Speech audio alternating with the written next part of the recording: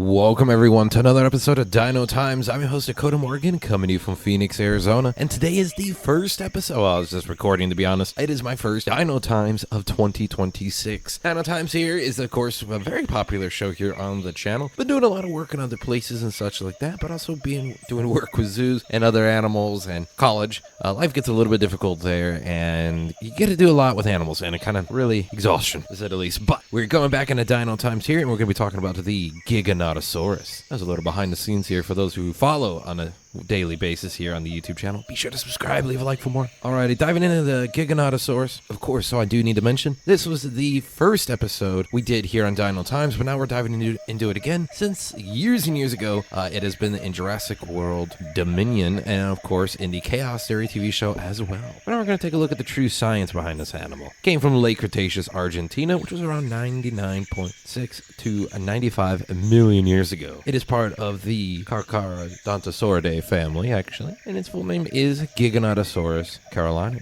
It is, of course, a very large theropod. And how large? Well, she was looking at coming in about 39 to 43 feet. The skull itself was 5 to 5.9 feet in length, with a weight of 4.6 to 15.2 short tons. Now, it was discovered in 93, not named, though, until 95. But if you caught that weight, that's a huge range of weight, right? Well, we're looking at it in there because there's been a lot of scientific studies going in about the weight, estimations, people being proven wrong, on new data coming in, of course, as well, for Giganotosaurus. So it's a little bit all over the place still. That being said, it was nicknamed the largest carnivore in the world. Bigger than the T-Rex, largest theropod carnivore. But it was then later on dethroned by Spinosaurus due to some papers as well. So that's still for debate on that quote that it used to have back in the day. And it's because this animal was a hefty animal, though. We do know that it needed to have, for its very unique skull, a very thick, strong neck. And it's going to have a stronger body as well. Now, the skull itself was